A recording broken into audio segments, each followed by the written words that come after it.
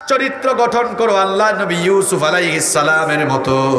ইউসুফ আলাইহিস সালাম যাকে আল্লাহ তাআলা এই দুনিয়ার অর্ধেক সৌন্দর্য দান করেছিলেন, যাকে দেখে সেই যুগের সুন্দরী রূপসী নারীরা ফল কাটতে গিয়ে নিজেদের আঙ্গুলগুলো তারা কেটে ফেলে দিয়েছিল। এত সুন্দর সুপুরুষ তিনি ছিলেন। তিনি যে ঘরের ভেতরে থাকতেন, ওই ঘরের দুষ্ট মহিলা জুলাইখা ইউসুফ আলাইহিস সালামকে প্রত্যেক দিন তার চোখের সামনে দেখে সে তার রূপে মুগ্ধ হয়ে একদিন নির্জনে তার দাসীর মাধ্যমে একেবারে খাস কামরায় তাকে নিয়ে আসলো। 7টি দরজা ছিল, সবগুলো দরজায় তালা লাগিয়ে দিল।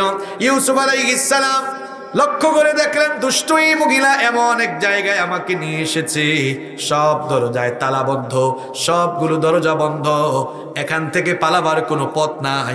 আবার এই মহিলার ফিতনায় জড়ানো তার দ্বারা সম্ভব নয়।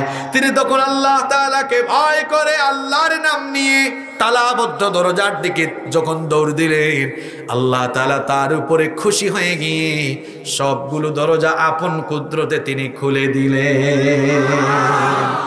আমার যুবকদের চরিত্র এমন হওয়া লাগবে, সামর্থ্য থাকলে বিয়ে করে ফেলবে, আর যদি সামর্থ্য না থাকে রোজা রেখে নিজের যৌবনকে হেফাজত করবে, মেয়েদের পেছনে ঘিরে নিজের যৌবনটাকে নষ্ট করবে। নবীজি তোমাদের ব্যাপারে সুসংবাদ দিয়েছেন আমার কলিজার টুকরা যুবক তরুণ ভাইরা শোনো। বুখারীর হাদিস, নবীজি বলেছেন মাইয়াদমাল্লি মা বাইনা লাহিয়াইহি ওয়া রিজলাইহি আদমানু লাহুল জান্নাহ। নবীজি বলেছেন যেই ব্যক্তি তার দু চোয়ালের মধ্যবর্তী জায়গা অর্থাৎ জিহবা আর দু উরুর মধ্যবর্তী জায়গা অর্থাৎ লজ্জাস্থান, এই লজ্জাস্থান অর্থাৎ চরিত্রের হেফাজত যারা করবে, এর জিম্মাদারি যারা গ্রহণ করবে, কাল কিয়ামতের কঠিন দিনে আমি নবী নিজেও তাদের জন্য জান্নাতের জিম্মাদার হয়ে যাব। আমার যুবক ভাইদেরকে বলবো চরিত্রের জিম্মাদার হও, খবরদার বিপথে গিয়ে নিজের যৌবনকে নষ্ট করো না। আলোচনা শুরু করেছিলাম আমরা গোলাম কার? যৌবন বয়সে শয়তানের গোলামি নয়, কার গোলামি করে কাটাবো আমরা? আরো জোরে বলেন কার? এই কিতাবটা আমাদের জীবন পরিচালনার জন্য দিয়েছেন কি?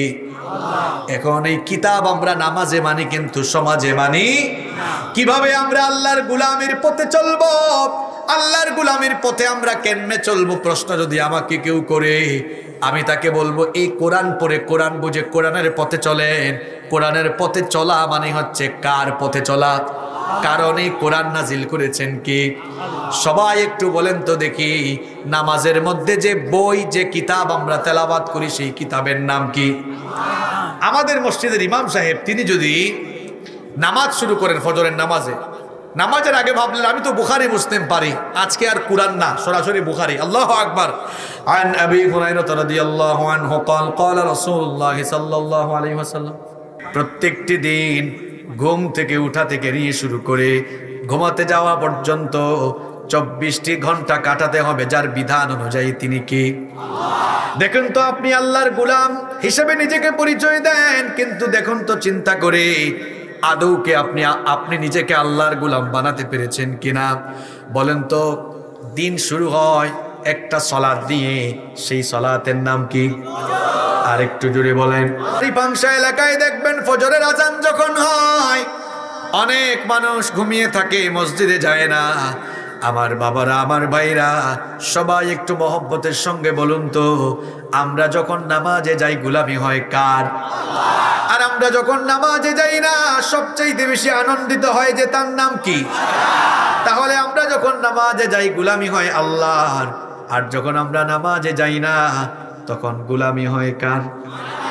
আপনি যে বলেন আপনি আল্লাহর গোলাম, আজকের ফজরের সময়টা আল্লাহর গোলামি দিয়ে শুরু করেছেন নাকি শয়তানের গোলামি দিয়ে শুরু করেছেন? নিজের বিবেককে প্রশ্ন করুন। আর আমার দেশের ফজরের নামাজের অবস্থা বড় খারাপ।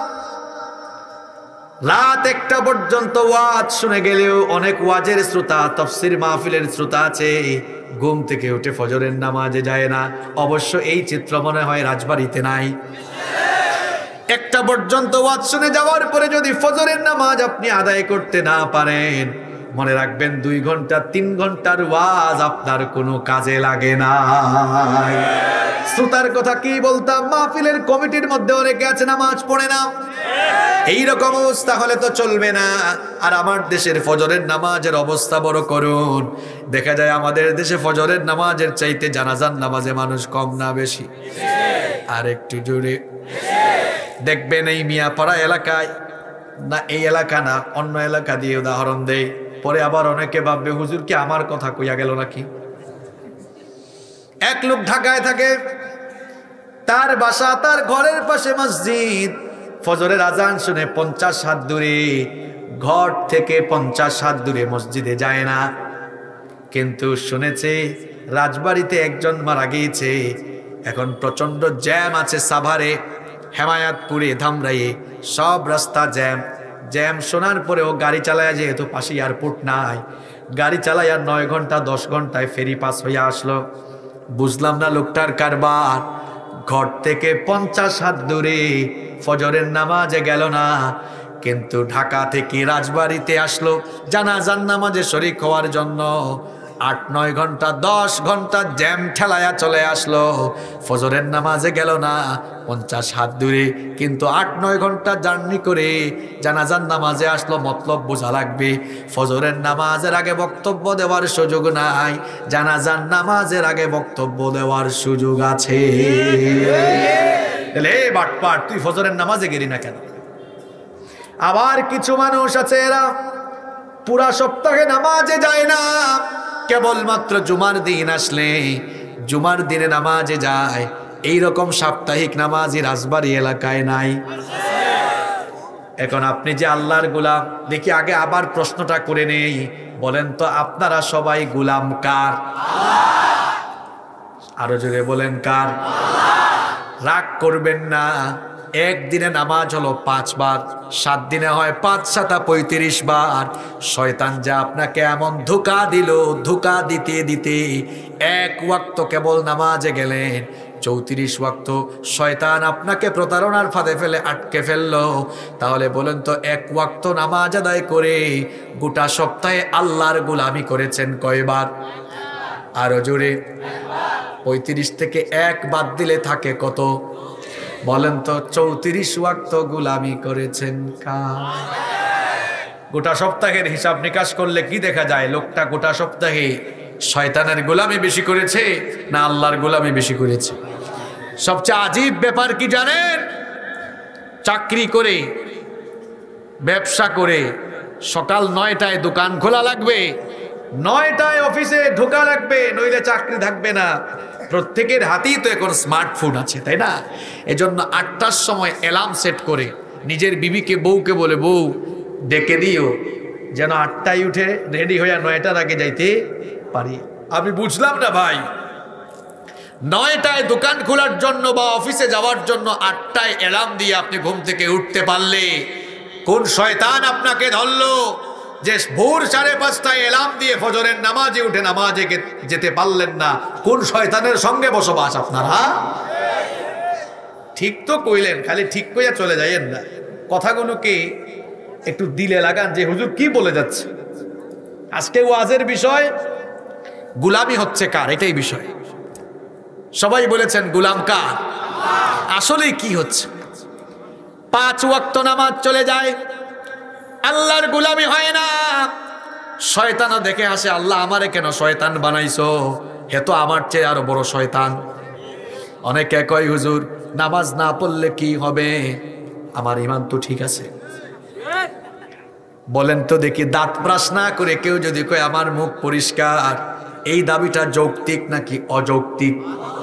দাঁত ব্রাশ না করে নিজেকে ঈমানদার দাবি করা যেমন অযৌক্তিক, তেমনি নামাজ ছেড়ে দিয়ে নিজেকে মুসলমান দাবি করাও সম্পূর্ণ অযৌক্তিক। নবীজি বলেছেন বাইনাল আবদি ওয়াল কুফরি তারকুস সালাহ, আল্লাহর বান্দা আর কাফেরের মধ্যে পার্থক্যই হলো নামাজ ছেড়ে দেওয়া। আল্লাহর বান্দা কখনো নামাজ ছাড়তে পারে? Keep in your mind, salat is the key of success, salat is the key of paradise. নামাজ হচ্ছে সফলতার চাবি, নামাজ হচ্ছে জান্নাতের চাবি। আরে ভাই, আপনার যে দুর্বল ঈমান আপনাকে ঘর থেকে বের করে মসজিদে আনতে পারে না, এ দুর্বল ঈমান কি করে আপনাকে জান্নাতে ঢোকাবে? নিজের বিবেককে প্রশ্ন করুন আপনি। এজন্য জীবনে সফলতার জন্য আর আল্লাহর গোলামীর পরিচয় দেওয়ার জন্য একজন ইমানদারের প্রথম কাজ হলো 5 ওয়াক্তের নামাজ ঠিক করা। নামাজ ছাড়বেন আপনারা? সালাত কায়েম করো, সালাত কায়েম করো, হবে সম্মানী তুমি, হবে জান্নাতি তুমি, দেবে কাল হাসরে শীতল ছায়া আরশে আজিম। রব্বিয়াল আলা, রব্বিয়াল আজিম, রব্বিয়াল আলা, রব্বিয়াল আজিম। মুমিন তুমি, সালাত তোমার মস্ত পরিচয়, দুনিয়া তোমার আজকে আছে কালকে হবে লয়। আজকে রুকু সাজদা করো, নিজ পরিচয় আঁকড়ে ধরো, তবেই তো মুমিন। সালাত তোমার অঙ্গে মাখো, সঙ্গে রাখো, হবে না বিলীন। রব্বিয়াল আলা, রব্বিয়াল আজিম, রব্বিয়াল আলা, রব্বিয়াল আজিম। পড়েন আল্লাহু আকবার। নামাজ ছাড়বেন আপনারা? নামাজ ছাইরেন না, জান্নাতের গন্ধ পাবেন। পড়লে নামাজ, রাখলে রোজা, আল্লাহ রাসূল পাবে সোজা, হালকা হবে পাপের বোঝা, করলে ইবাদত পাবে তুমি রোজ হাসরে প্রতিদানে জান্নাত, প্রতিদানে জান্নাত, প্রতিদানে জান্নাত। সবাই জান্নাত চান তো? কারা কারা জান্নাত চান না হাত তোলেন। এই দেখছেন আল্লাহর কুতুব 2-1 আছে এখানে, এরা জান্নাত চায় না। সবাই জান্নাত চান তো? নামাজ ছাড়বেন? নামাজ ছাড়বেন? হাত নামান। আমার যুবক ভাইরা কয় হুজুর এখন কি নামাজের টাইম হয়েছে? আমরা তো এখনো ইয়াং, দেখেন না জোয়ান যুবক এখনো, আমরা বুড়া হই তারপরে আমরা নামাজে যাব। এটা হচ্ছে শয়তানের পজিটিভ ধোঁকা। যুবক ভাইরা শুনতেছো তোমরা? খবরদার শয়তানের এই ফাঁদে পড়ো না। অনেক যুবকরা বলে হুজুর আমরা তো এখনো ইয়াং, আমরা বুড়া হই, বয়স হোক, চুলদারি পাকুক, তারপরে আমরা নামাজে যাব। আমার কলিজার টুকরা যুবক ভাইদেরকে বলছি, চুলদারি তো সাদা আপনার নাও হইতে, বুড়া আপনি নাও হতে পারেন, তার আগেই দুনিয়া থেকে চলে যেতে পারেন। কারণ দুনিয়াতে আসার জন্য সিরিয়াল মেনটেন হয়, কিন্তু যাওয়ার বেলা কোনো সিরিয়াল মেনটেন হয় না। দেখুন পৃথিবীতে আসার জন্য চমৎকার সিরিয়াল আছে। প্রথমে আসেন দাদা, এরপরে বাবা, তারপর ছেলে, অতঃপর দাদার ঘরে নাতি হয়। এইরকম দুনিয়াতে আসার চমৎকার সিরিয়াল আছে, কিন্তু দুনিয়া থেকে যাওয়ার কোনো সিরিয়াল নাই। মাঝে মাঝে সমাজে আমরা এমন করুণ চিত্র দেখি, ছেলের লাশ বাবা কবরে নামায়, অথবা আমরা দেখি নাতির লাশ দাদা কবরে নামায়। আছে না নাই? চোখের পলকে আমরা লাশ হয়ে যেতে পারি। আজ রাতে বাড়িতে ঘুমাবেন, সকালবেলা মানুষ জানাজার জন্য ঘর থেকে লাশও আপনার বের করতে পারে। চোখেরই পলকে তুমি হতে পারো লাশ, চিরতরে বন্ধ হবে তোমারই নিঃশ্বাস। চোখেরই পলকে তুমি হতে পারো লাশ, চিরতরে বন্ধ হবে তোমারই নিঃশ্বাস। হবে তোমারই নাম মসজিদের মাইকে, বাড়িওয়ালা নাই রে বাড়ি নাই রে দুনিয়াতে, বাড়িওয়ালা নাই রে বাড়ি নাই রে দুনিয়াতে, বাড়িওয়ালা নাই রে বাড়ি নাই রে দুনিয়াতে, বাড়িওয়ালা নাই রে বাড়ি নাই রে দুনিয়াতে। এই পৃথিবীতে বহু বাড়ি আছে যে বাড়ির বাড়িওয়ালারা এখন কবরে ঘুমিয়ে আছে। আমি আমার পরিবার দিয়ে উদাহরণ দিই। আমার বাড়ি সিলেটে, আমার দাদার আমলে করা একটি বাড়ি আছে। সেখানে আমার দাদা থেকেছেন। তারপরে আমার বাপ চাচারা থেকেছেন, অতঃপর সেই বাড়িতে আমাদের জেনারেশন আমরা থেকেছি, বিয়ে শাদী করে আমাদের ছেলেমেয়েরা থেকেছে। আমার বড় কিছু ভাইরা তারা তাদের ছেলে মেয়ে বিয়ে দিয়ে নাতি নাতনি পেয়ে গিয়েছে। এখন বলেন, দাদার আমলে করা বাড়ি, দাদা নাই, বাপ চাচা কেউ নাই, আমাদের সবাই দুনিয়া থেকে চলে গিয়েছে। আমরা আছি, কবে আমরাও চলে যাব।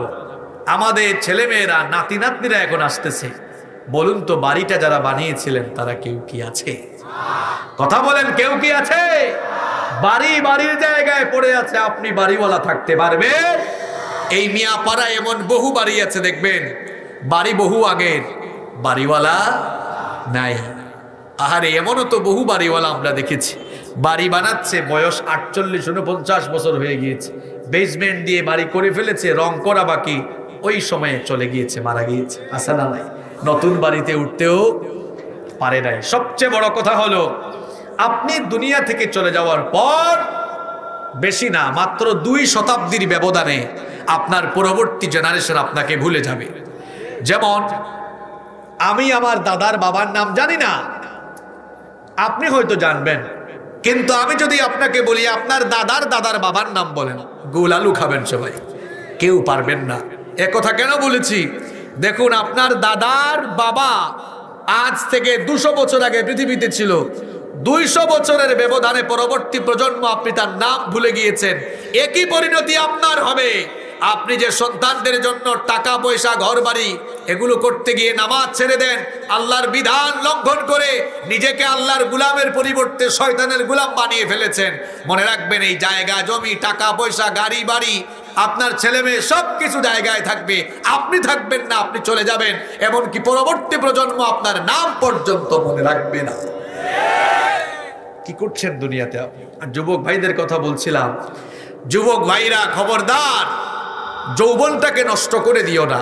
Youth is called the golden season of human life. যৌবনকালকে মানুষের জীবনের স্বর্ণালী যুগ বলা হয়। এই যৌবনকালীন বয়সে শরীরের শক্তি সামর্থ্য থাকে কম না বেশি? আর একটু জুড়ে বলেন, আপনাদের কি কষ্ট লাগছে? খুব দামি দামি কথা বলছি, শুনে যান। এই যৌবনকালীন বয়সে মানুষের শরীরে শক্তি অনেক বেশি থাকে। এজন্য এই যৌবনকালকে গুরুত্বপূর্ণ সময়, মানুষের লাইফের টার্নিং মোমেন্ট বলা হয়। আবার এই যৌবনকালকে মানুষের জীবনের সবচাইতে ঝুঁকিপূর্ণ সময় বলা হয়। কি কারণে যৌবনকালকে মানুষের জীবনের টার্নিং পয়েন্ট অথবা এটিকে গুরুত্বপূর্ণ বলা হয় কেন? কারণ যুবক আর তরুণরা এই বয়সটির যদি যথাযথ ব্যবহার করে, যদি তারা এই যৌবনের বয়সের যথাযথ প্রয়োগ করে এটিকে যদি সঠিকভাবে কাজে লাগায়, তাহলে তাদের সুন্দর ক্যারিয়ার, চারিত্রিক সমৃদ্ধি এবং জীবনের কাঙ্ক্ষিত সফলতা লাভ করতে তারা সক্ষম হবে। আবার কোনো যুবক যদি এই যৌবনকে অপব্যবহার করে নষ্ট করে ফেলে, তাহলে তার দুনিয়া আখেরাত ক্যারিয়ার সব একেবারে বরবাদ হয়ে যাবে। যে কোনো সমাজ সভ্যতা বিনির্মাণে যুবকরাই হচ্ছে সবচাইতে গুরুত্বপূর্ণ। আপনারা গবেষণা করলে দেখবেন, পৃথিবীতে যতগুলো সভ্যতা নির্মাণ হয়েছে, সবগুলো সভ্যতা নির্মাণের পেছনে যুবকদের কন্ট্রিবিউশন বেশি ছিল। আবার পৃথিবীতে যে সকল সভ্যতার পতন হয়েছে, এর কারণ হলো সেই সমাজ সভ্যতার যুবকগুলো দিগ্ভ্রান্ত পথভ্রষ্ট হয়ে গিয়েছিল।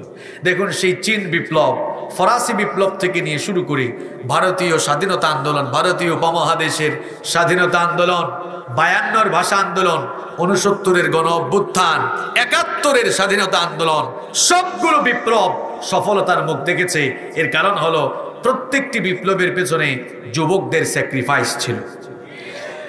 নবী করিম সাল্লাল্লাহু আলাইহি ওয়াসাল্লাম নবুয়ত পাওয়ার পর দ্বীনের দাওয়াত শুরু করেছেন। এরপরে সেই বদর, উহুদ, খায়বার থেকে নিয়ে শুরু করে মক্কা বিজয় পর্যন্ত আল্লাহর জমিনে আল্লাহর দ্বীন প্রতিষ্ঠার জন্য যারা নিজেদেরকে অকাতরে বিলিয়ে দিয়েছে, যারা এই দ্বীনের জন্য মার খেয়েছে, যারা দ্বীনের জন্য জমিনে রক্ত ঢেলে দিয়েছে, জীবন কুরবানি করেছে, শাহাদাত বরণ করেছে, তারা আর কেউ নয়, তারা হচ্ছে উম্মার যুবক আর তরুণরা। ঠিক কি না? এই যৌবনকালীন বয়সটা গুরুত্বপূর্ণ। এই জন্য নবীজি বলেছেন, তুমি বুড়া হয়ে যাওয়ার আগে যৌবনকালের কদর করো। নবীজি বলেছেন, শাবাবাকা ক্বাবলা হারামিক, বুড়া হয়ে যাওয়ার আগে যৌবনকালের কদর করো। প্রশ্ন হলো, হুজুর যৌবনকালের আমরা কিভাবে কদর করব? যৌবনকালের কদর করতে হবে বলেছেন মুহাম্মদ, পড়েন সাল্লাল্লাহু আলাইহি ওয়াসাল্লাম। প্রশ্ন হচ্ছে how to spend your youth time. এই যৌবনকালীন সময়কে আপনি কিভাবে মূল্যায়ন করবেন? যৌবনকালকে আপনি কিভাবে সঠিকভাবে কাজে লাগাবেন? এটা যদি আপনি উত্তর জানতে চান, তার আগে আমাকে বলেন, আমাদের যে যৌবন রয়েছে, এই যৌবন যিনি দিয়েছেন বলেন তো তিনি কে? এই যৌবন যিনি দিয়েছেন সেই যৌবনদাতা মহান রবের কাছে নিজের যৌবন বিক্রি করে ফেলতে হবে। আমাদের জান মাল কোনোটাই আমাদের না, জান মাল যিনি দিয়েছেন তিনি কে? আল্লাহ তাআলা আমাদের কাছে আমানত রেখেছেন। এই জান মাল উভয়টাই যদি আমরা আল্লাহর পথে বিলিয়ে দেই, তাহলে বিনিময়ে আমাদেরকে জান্নাত দিবেন কে? এই জন্য রব্বুল আলামিন সূরাতুত তাওবা এর 111 নম্বর আয়াতে বলেছেন, ইন্নাল্লাহা আশতারা মিনাল মুমিনিনা আনফুসাহুম ওয়া আমওয়ালাহুম বিআন্না লাহুমুল জান্নাহ। আল্লাহ তাআলা বলছেন, নিশ্চয়ই মুমিনদের জান আর মালকে আমি খরিদ করে নিয়েছি, আর বিনিময়ে মুমিনদেরকে আমি জান্নাত দিয়েছি। সুবহানাল্লাহ। এই যুবকগুলো যদি তাদের যৌবন আল্লাহর পথে বিলিয়ে দেয়, অর্থাৎ যদি যৌবনকালীন বয়সে আল্লাহর ইবাদত বন্দেগী করে কাটায়, আজান হয়েছে নামাজে চলে যায়, যৌবনকালীন বয়সটা যদি আল্লাহর দিনের প্রতি পরিচালিত করে কোরআনের বিধিবিধান মেনে কোরআনময় জীবন যদি গঠন করে, তাহলে এই যুবকগুলোকে দুনিয়ার ক্ষণস্থায়ী যৌবন আল্লাহর কাছে বিক্রি করার কারণে কিয়ামতের দিনে এই যুবকগুলোকে চিরস্থায়ী জান্নাত যিনি দিবেন বলেন তিনি কি? শুধু জান্নাতই নয়, বরং তাদেরকে আরো মর্যাদা দেওয়া হবে। বুখারী, মুসলিম, তিরমিজি বিখ্যাত হাদিসের 3টি গ্রন্থে এই হাদিস বর্ণিত হয়েছে। নবীজি বলেছেন, সাবাতু ইউযিল্লুহুমুল্লাহু ফি যিল্লিহি ইয়াওমা লা যিল্লা ইল্লা যিল্লু। 7 শ্রেণীর মানুষকে রব্বুল আলামিন কিয়ামতের দিন তার আরশের ছায়ার নিচে জায়গা দিবেন, যেদিন আল্লাহর আরশের ছায়া ছাড়া আর কোনো ছায়া থাকবে না। তার মধ্যে এক শ্রেণীর মানুষ হলো তারা ওয়াশাবুন নাশআ ফি ইবাদাতিল্লাহ, যে যুবকগুলো তাদের যৌবন কাল আল্লাহর ইবাদতে কাটিয়েছে। এজন্য আমার যুবক ভাইদেরকে বলবো, যৌবনকে হাবিজাবি জায়গায় গিয়ে নষ্ট করে না।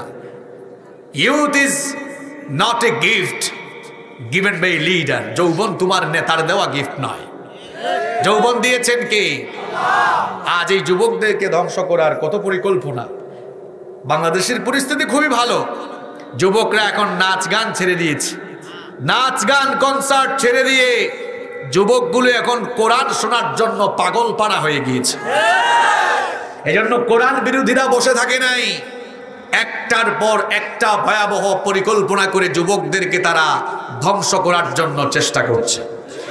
এই যুবকগুলোকে ধ্বংস করার জন্য বেশি না, এই মোবাইল ফোন তো একটা আছে, এটা যথেষ্ট।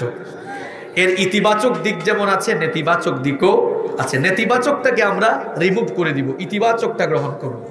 আমার অনেক যুবক ভাইরা আছে তথ্য প্রযুক্তির অপব্যবহার করে আজ তারা তাদের যৌবনকে নষ্ট করছে। অনেক যুবক ভাইরা আছেন হাতের মধ্যে স্মার্টফোন আছে, আর বাসায় ঘরের মধ্যে তাদের ওয়াইফাই কানেকশন আছে।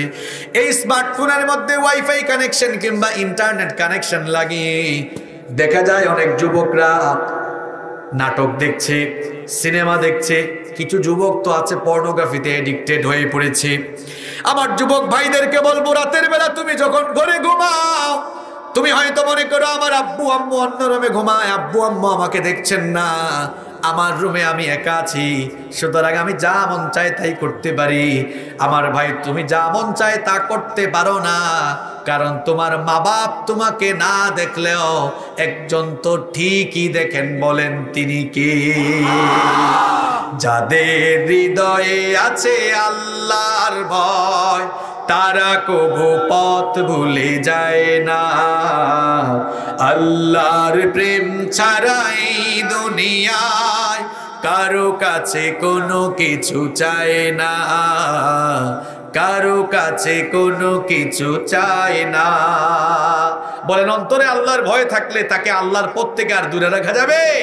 এই জন্যই বলেছি, যাদের হৃদয়ে আছে আল্লাহর ভয়, তারা কবু পথ ভুলে যায় না। আল্লাহর প্রেম ছাড়াই দুনিয়ায় কারো কাছে কোনো কিছু চায় না, কারো কাছে কোনো কিছু চায় না, ঠিক কি না? এই যুবকগুলোকে ধ্বংস করার জন্য কি করা হচ্ছে দেখেন, কি আজীব অবস্থা। মদ এটা হারাম করেছে, অবৈধ করেছে মোল্লা না আল্লাহ। সুতরাং যে মদকে আল্লাহ তাআলা অবৈধ করে দিয়েছেন, সে মদকে বৈধ করার দুঃসাহস দেখায় যারা, সরাসরি আল্লাহর সঙ্গে সীমা লঙ্ঘন করে আল্লাহর সঙ্গে যুদ্ধ ঘোষণা করে দেয় তারা। আপনারা শুনেছেন ইতিমধ্যে আইন পাশ হয়েছে, 100 জন মদের লাইসেন্সধারী যেখানে থাকবে সেখানে মদের দোকান খোলা যাবে। এখন এইরকম করে যদি নেশা গ্রহণকে সহজলভ্য করে দেওয়া হয়, আর অলিতে গলিতে রাস্তায় রাস্তায় যদি এরকম মাদক গ্রহণের সুযোগ থাকে, ভাই আমার কথায় রাজনীতির গন্ধ খুঁজিয়েন না, রাজনীতি করেন পরে, বুঝেন আগে। আমাদের এক একজনের দলীয় পরিচয় এক একটা থাকতে পারে, কিন্তু আমাদের সবার পরিচয় একটা, আমরা মুসলমান। আমাদের প্রভু এক নবীর উম্মত, জীবন বিধানে ওই শিবানী কোরআন, নাকি আলাদা? আমাদের প্রভু এক নবীর উম্মত, জীবন বিধানে ওই শিবানী কোরআন। তবে কেন এক নও হে মুসলমান, এক করিয়াও বাত। আপনি আল্লাহর দ্বীনের জন্য ঐক্যবদ্ধ হন। এই যে মদের লাইসেন্স কিংবা নেশা যদি সহজলভ্য হয়ে যায়, রাজনীতি পরে কইরেন না, ঐশীর কথা কি মনে আছে আপনাদের? আপনার ছেলে মেয়েরাই যদি অলিতে গলিতে মদ খাওয়ার সুযোগ পায়, ঐশীর মতো, ঐশীর মা বাপের মতো কিন্তু কপাল আপনারও পড়তে পারে। এই সন্তানগুলো মদ খাইয়া মাতাল হইয়া পড়ে এসে আপনারা জবাই করে ফেলতে পারে। মাদকের নেতিবাচক দিকগুলো আপনাদের সামনে তুলে ধরি। যখন মাদক, মদ কিংবা যে কোনো ধরনের মাদক যখন বাড়বে, সমাজ, সভ্যতা, পরিবার নষ্ট হবে। কিভাবে? মনে করেন রাস্তার মধ্যে ড্রাইভাররা গাড়ি চালাচ্ছে, আপনাদের কষ্ট হচ্ছে? বাস্তবিক কথাগুলো এই জন্য বলছি, সরাসরি বললে অনেকে রাজনীতির গন্ধ খুঁজবে, এই জন্যে একটু বাস্তবিক আকারে বুঝাই দিই। রাস্তায় রাস্তায় যদি মদের দোকান পাওয়া যায়, মনে করেন এক ড্রাইভার বউয়ের সাথে ঝগড়া করে বের হয়েছে। পারিবারিক সমস্যা তো সবারই আছে, এটা হুজুরেরও আছে, খেজুরেরও আছে না? পারিবারিক ঝামেলা কার নাই আমাকে বলেন? সবার পরিবারে কম হোক বেশি হোক ঝামেলা। ইউটিউবাররা আবার দিয়ে দিও না যে হুজুরের পরিবারে ঝামেলা আছে, থামবে। আলহামদুলিল্লাহ আমার পরিবারে ঝামেলা নাই, এই জন্য বললো। তো হেরা তো তাকায় থাকে যে কোন সময় হুজুর কোন কথা কয়, আর ওইটাই মাইরা দিব একদম না। তবে তাদেরকে দিয়ে অনেক খেদমত হচ্ছে, তাদের কারণেই তো আপনার আমার মা বোনরা ঘরে বসে ওয়াজ শুনতে পারে, ঠিক কিনা? সুতরাং এরাও দিনের দায়ী হিসাবে ভূমিকা পালন করছে, আলহামদুলিল্লাহ। আল্লাহ সবাইকে তাকওয়ার সাথে দায়িত্ব পালনের তৌফিক দাও। আমি বলছিলাম, তো ড্রাইভার একটা যদি গাড়ি থামায়া এরপরে এক বোতল মাইরা দেয়, এক বোতল মাইরা দিয়া তারপর যদি গাড়ি চালায়, এই গাড়ি কি রাস্তায় থাকবে না খাল বিলে পড়বে?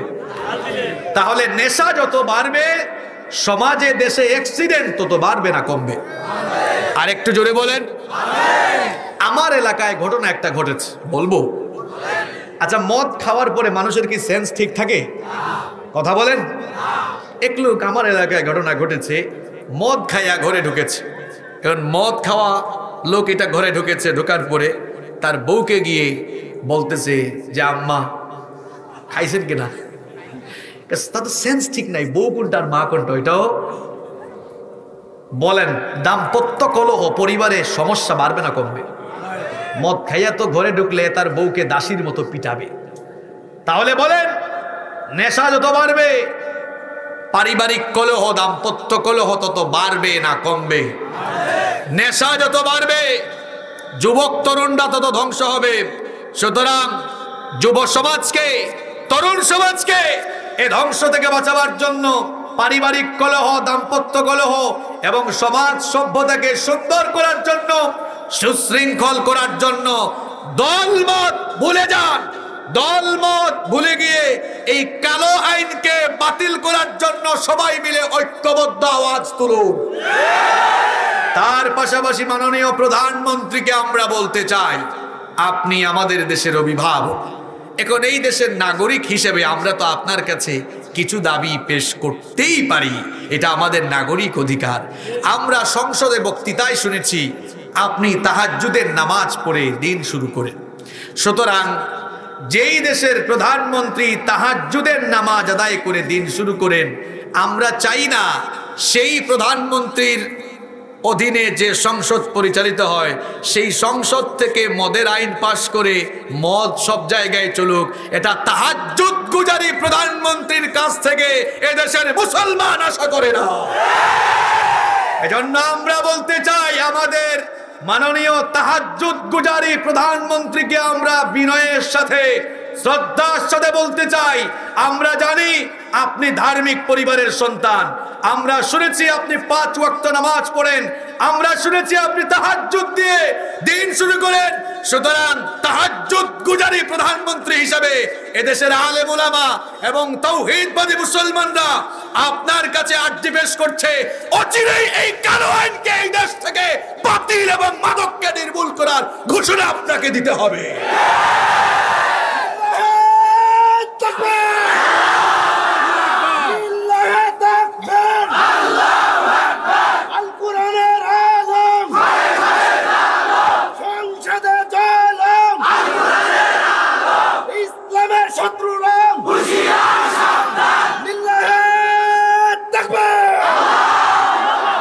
আমাদের যুবকরা এখন কোরআনের জন্য জেগে উঠেছে, আর এদেরকে ঘুম পাড়াতে পারবেন না, ঘুম পাড়াতে পারবেন না। ভেবেছেন কিছু মানুষের জবান বন্ধ করে দিলে যুবকদেরকে হয়তো অন্যদিকে ডাইভার্ট করা যাবে। মনে রাখবেন, আল্লাহর জমিনে আল্লাহর দ্বীনের কথা চলবে, কেউ বন্ধ করতে পারবে না। একজনের জবান আপনি বন্ধ করে দিবেন, আল্লাহ তাআলা আরো বহু লোককে এই ময়দানে তৈরি করে দিবেন মানুষকে দ্বীনের পথে ডাকার জন্য। পৃথিবীতে ইতিপূর্বে বহু দ্বীন বিরোধী লোকেরা দ্বীনের দায়ীদেরকে ধরে ধরে নির্যাতন নিপীড়নের সম্মুখীন করেছিল। আমাদের মাযহাবের ইমাম আবু হানিফা রহমতুল্লাহ আলাইহি, তাকে তো জেলখানার ভেতরেই হত্যা করা হয়েছে। ইমাম আহমদ বিন হাম্বলকে জেলখানার ভেতরে নির্মম নিপীড়ন চালানো হয়েছে। এত নির্মম নির্যাতন নিপীড়ন চালিয়েও কোন যুগেই কোন জালেম আল্লাহর দ্বীনের দাওয়াতকে, আল্লাহর দ্বীনের দাওয়াতি আওয়াজকে স্তব্ধ করে দিতে পারে নাই। বরং যুগে যুগে যারাই আল্লাহর জমিনে আল্লাহর দ্বীন কায়েমের আন্দোলনকে স্তব্ধ করতে চেয়েছে, তারাই বংশশুদ্ধা নির্মূল হয়ে ধ্বংসের রাস্তাগুলো নিক্ষিপ্ত হয়েছে।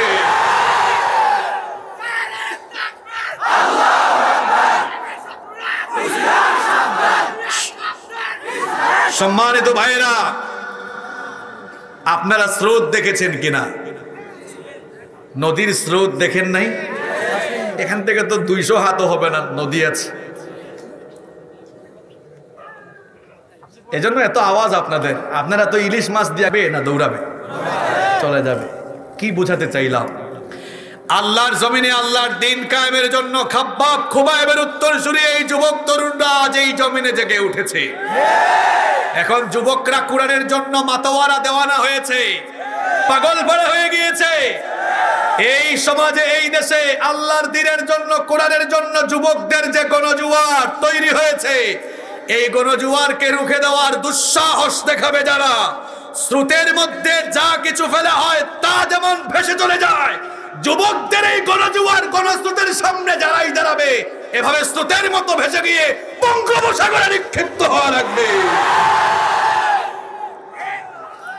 সম্মানিত ভাইয়েরা, সম্মানিত ভাইয়েরা, ভয়ানক ষড়যন্ত্র যুবকদেরকে দ্বীনের পথ থেকে ডাইভার্ট করার জন্য। লাভ হবে না, লাভ হবে না।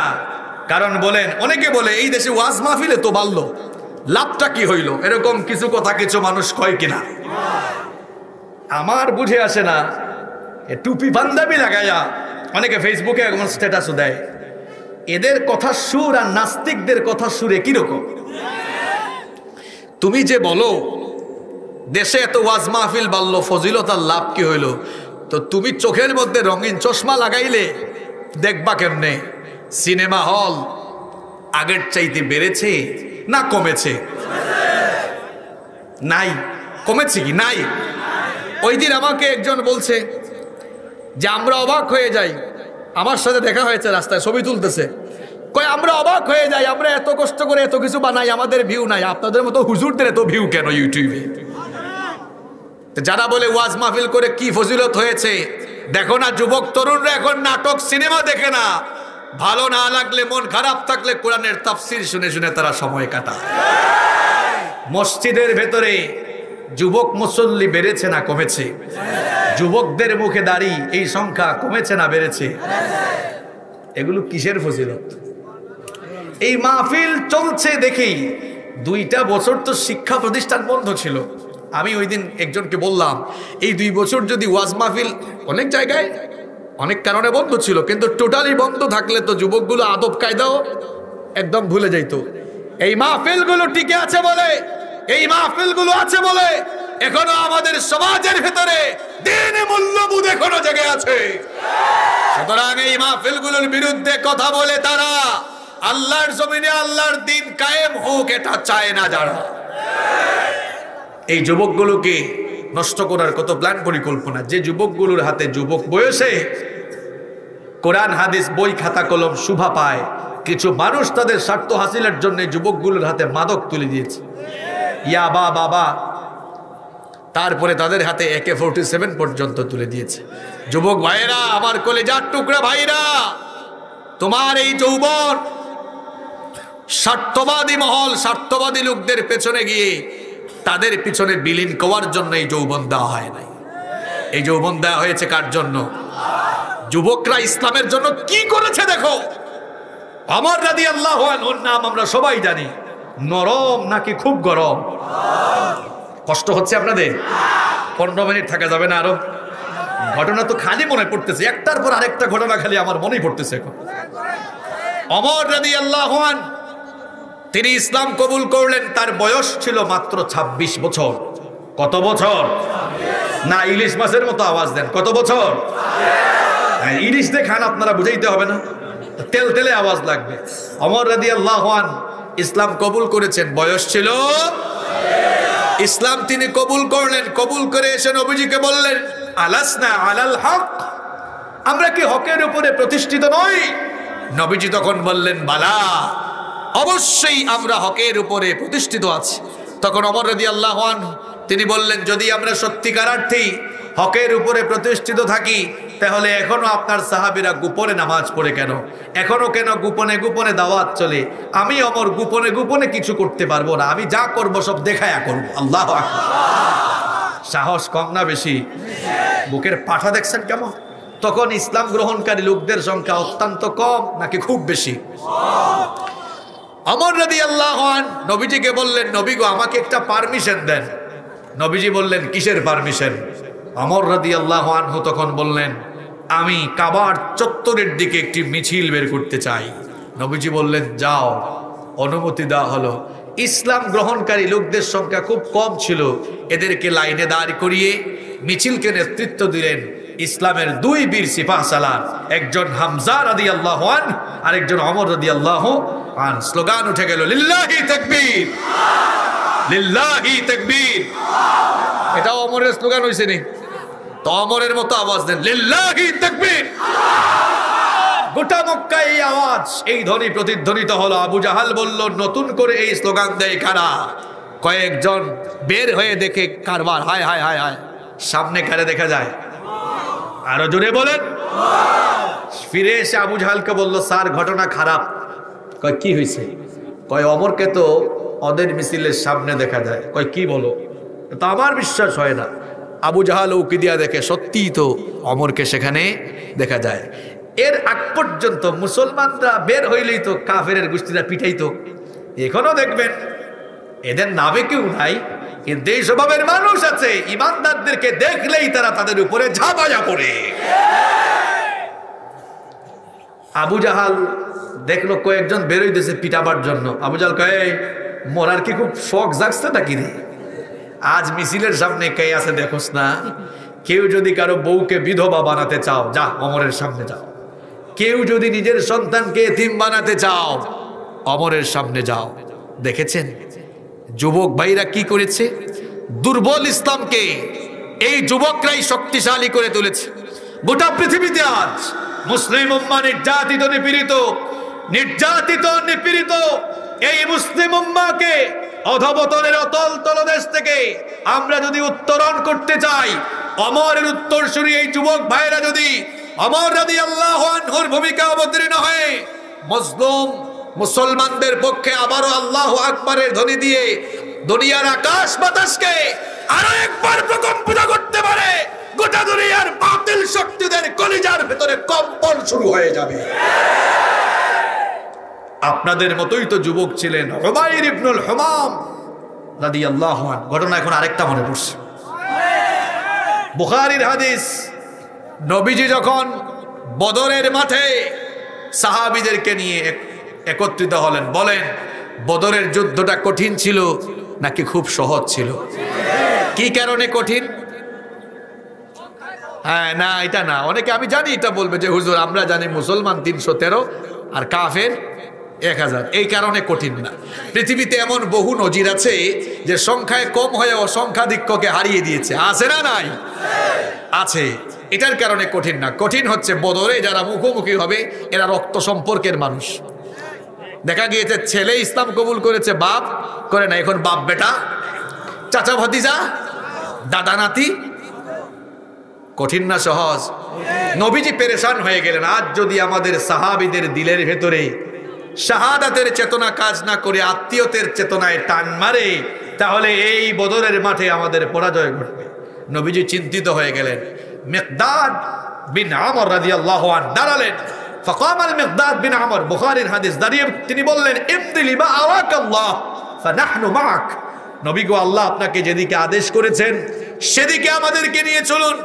ওয়াল্লাহি, আল্লাহর কসম, লা নাকুলু লাকা কামা ক্বালাত বনু ইসরাঈল লিমূসা, আমরা বনি ইসরাইলের নবী মুসা আলাইহিস সালামের উম্মতের মতো আপনার সাথে আচরণ করব না।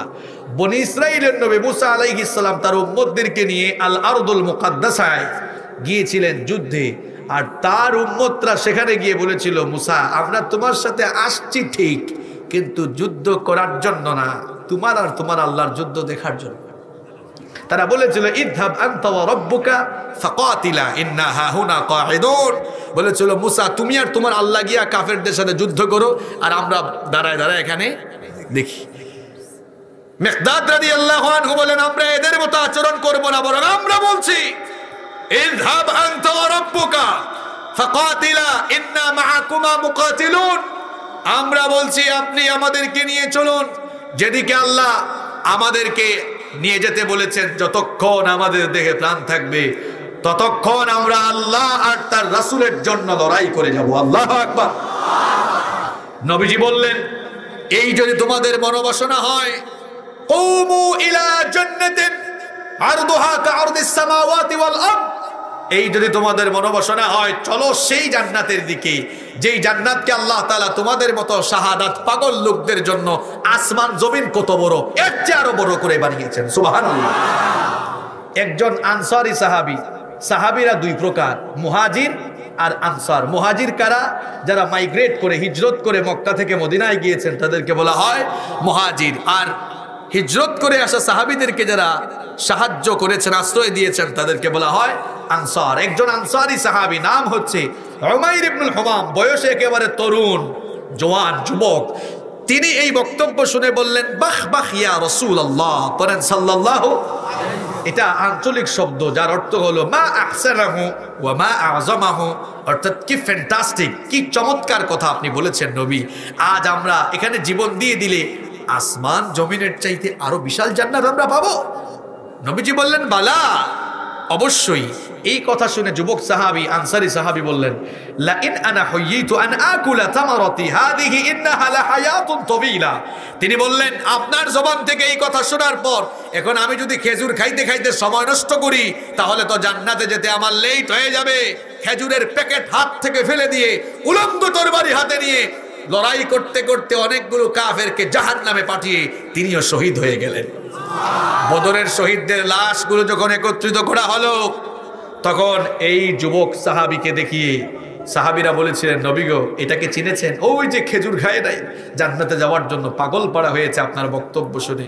নবীজি তখন বললেন, সবাই সাক্ষী থাকো, ইন্নাহু মিন আহলিহা, নিশ্চয়ই সে আল্লাহর প্রতিষ্ঠিত ওই জান্নাতের ওয়ারিস হবে। সুবহানাল্লাহ। এই ঘটনা কেন শুনিয়েছি? যুবকরাই তাদের শরীরের তাজা রক্ত ঢেলে দিয়ে, এমনকি তাদের জীবনকে আল্লাহর রাস্তায় বিলীন করে দিয়ে আল্লাহর জমিনে আল্লাহর দ্বীন ইসলাম কায়েম করেছে। এই যুবকগুলো যদি ঐক্যবদ্ধ হয়ে যায় তাহলে দেখবেন সমাজ সভ্যতা আস্তে আস্তে করে দ্বীনের পরিবেশে ফিরে আসবে ইনশাআল্লাহ। আমার যুবক ভাইদেরকে বলবো, হাবিজাবি জায়গায় গিয়ে আর সময় নষ্ট করবা না। এই যৌবন বয়সে মেয়েদের পেছনে ঘুরে সময় নষ্ট করো না, চরিত্র গঠন করো আল্লাহ নবী ইউসুফ আলাইহিস সালামের মতো। ইউসুফ আলাইহিস সালাম যাকে আল্লাহ তাআলা এই দুনিয়ার অর্ধেক সৌন্দর্য দান করেছিলেন, যাকে দেখে সেই যুগের সুন্দরী রূপসী নারীরা ফল কাটতে গিয়ে নিজেদের আঙ্গুলগুলো তারা কেটে ফেলে দিয়েছিল। এত সুন্দর সুপুরুষ তিনি ছিলেন। তিনি যে ঘরের ভেতরে থাকতেন, ওই ঘরের দুষ্ট মহিলা জুলাইখা ইউসুফ আলাইহিস সালামকে প্রত্যেক দিন তার চোখের সামনে দেখে সে তার রূপে মুগ্ধ হয়ে একদিন নির্জনে তার দাসীর মাধ্যমে একেবারে খাস কামরায় তাকে নিয়ে আসলো। 7টি দরজা ছিল, সবগুলো দরজায় তালা লাগিয়ে দিল। ইউসুফ আলাইহিস সালাম লক্ষ্য করে দেখলেন, দুষ্ট এই মহিলা এমন এক জায়গায় আমাকে নিয়ে এসেছে, সব দরজায় তালাবদ্ধ, সবগুলো দরজা বন্ধ, এখান থেকে পালাবার কোনো পথ নাই। আবার এই মহিলার ফিতনায় জড়ানো তার দ্বারা সম্ভব নয়। তিনি তখন আল্লাহ তাআলাকে ভয় করে আল্লাহর নাম নিয়ে তালাবদ্ধ দরজার দিকে যখন দৌড় দিলেন, আল্লাহ তাআলা তার উপরে খুশি হয়ে গিয়ে সবগুলো দরজা আপন কুদরতে তিনি খুলে দিলেন। আমার যুবকদের চরিত্র এমন হওয়া লাগবে, সামর্থ্য থাকলে বিয়ে করে ফেলবে, আর যদি সামর্থ্য না থাকে রোজা রেখে নিজের যৌবনকে হেফাজত করবে, মেয়েদের পেছনে ঘিরে নিজের যৌবনটাকে নষ্ট করবে। নবীজি তোমাদের ব্যাপারে সুসংবাদ দিয়েছেন আমার কলিজার টুকরা যুবক তরুণ ভাইরা, শোনো। বুখারীর হাদিস, নবীজি বলেছেন, মাইয়াদমাল্লি মা বাইনা লাহিয়াইহি ওয়া রিজলাইহি আদমানু লাহুল জান্নাহ। নবীজি বলেছেন, যেই ব্যক্তি তার দু চোয়ালের মধ্যবর্তী জায়গা অর্থাৎ জিহবা আর দু উরুর মধ্যবর্তী জায়গা অর্থাৎ লজ্জাস্থান, এই লজ্জাস্থান অর্থাৎ চরিত্রের হেফাজত যারা করবে, এর জিম্মাদারি যারা গ্রহণ করবে, কাল কিয়ামতের কঠিন দিনে আমি নবী নিজেও তাদের জন্য জান্নাতের জিম্মাদার হয়ে যাব। আমার যুবক ভাইদেরকে বলবো, চরিত্রের জিম্মাদার হও, খবরদার বিপথে গিয়ে নিজের যৌবনকে নষ্ট করো না। আলোচনা শুরু করেছিলাম, আমরা গোলাম কার? যৌবন বয়সে শয়তানের গোলামি নয়, কার গোলামি করে কাটাবো আমরা? আরো জোরে বলেন, কার? এই কিতাবটা আমাদের জীবন পরিচালনার জন্য দিয়েছেন কি?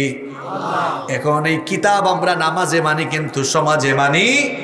কিভাবে আমরা আল্লাহর গোলামির পথে চলবো, আল্লাহর গোলামির পথে আমরা কেমনে চলবো প্রশ্ন যদি আমাকে কেউ করে, আমি তাকে বলবো, এই কোরআন পড়ে কোরআন বুঝে কোরআনের পথে চলেন। কোরআনের পথে চলা মানে হচ্ছে কার পথে চলা? কারণ এই কোরআন নাজিল করেছেন কি? সবাই একটু বলেন তো দেখি, নামাজের মধ্যে যে বই যে কিতাব আমরা তেলাওয়াত করি সেই কিতাবের নাম কি?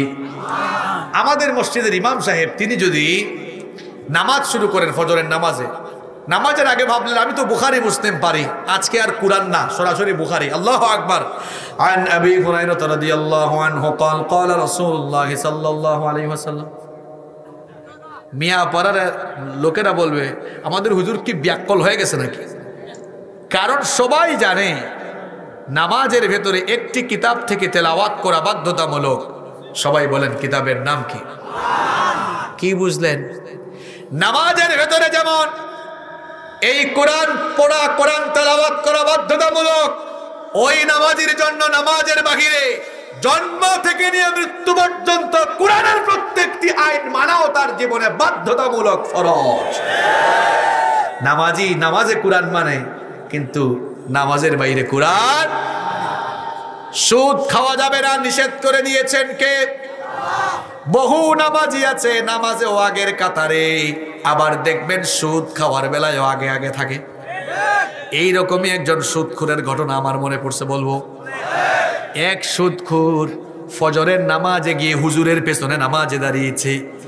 নামাজ পড়ার পরে শেষ করার পরে যখন বাড়িতে ফিরে যাচ্ছিল, সলিমুদ্দিন ভাতিজা সলিমুদ্দিনকে পেয়ে বলতেছ, ভাতিজা কি ব্যাপার, টাকা যে নিলা, লাভ সহ টাকাগুলা তো এখনো দিলা না। কয় চাচা বাড়িতে যান একটু পরে নিয়ে আসতেছি। এখন এই সুদখোর দেখেন নামাজও গেল, আবার নামাজ থেকে বের হয়ে কিসের টাকা চাইলো? আরো জোরে বলেন। ভাতিজা বলতেছে চাচা নিয়ে আসতেছে, আবার বাড়িতে যান। এই সুদখোর বাড়িতে গিয়ে আবার কোরআন তেলাওয়াত বাদ দেয় না। এখন দেখেন কোরআন তেলাওয়াত কেমনে কমন পড়ে গেছে। বাড়িতে গিয়ে কোরআন তেলাওয়াত শুরু করেছে, সুদের আয়াত ওই দিন পড়তেছে, তেলাওয়াত শুরু করেছে। ইয়া আইয়ুহাল্লাযীনা আমানু লা তাকুলুর রিবা আদআফাম মুদাআফা। আলেমরা অর্থ বুঝেছেন, অর্থ কি? হে বিশ্বাসীরা, চক্রবৃদ্ধি হারে সুদ। হে তেলাওয়াত করতেছে ওই আয়াতি। ওই সময় সলিমুদ্দিন আছে, চাচা নিয়ে আসছি তো, কয় ঢুকায় দে। এখন পরে কিসের আয়াত? কথা কন না কেন? নেই কি? এই রকম কোরআনকে শুধু তেলাওয়াতের কিতাব বানিয়েছে। কোরআন না বুঝার কারণে, কোরআন জীবনে না মানার কারণে অনেক নামাজি সুদখোরে ভাবে জাহান্নামে চলে যাচ্ছে।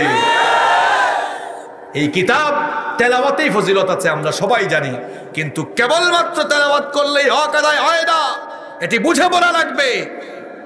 আমার ছাত্র ভাইরা, তোমরা কি না করেছো বলো? কিছুদিন আগে এইচএসসি পরীক্ষার রেজাল্ট দিয়েছে।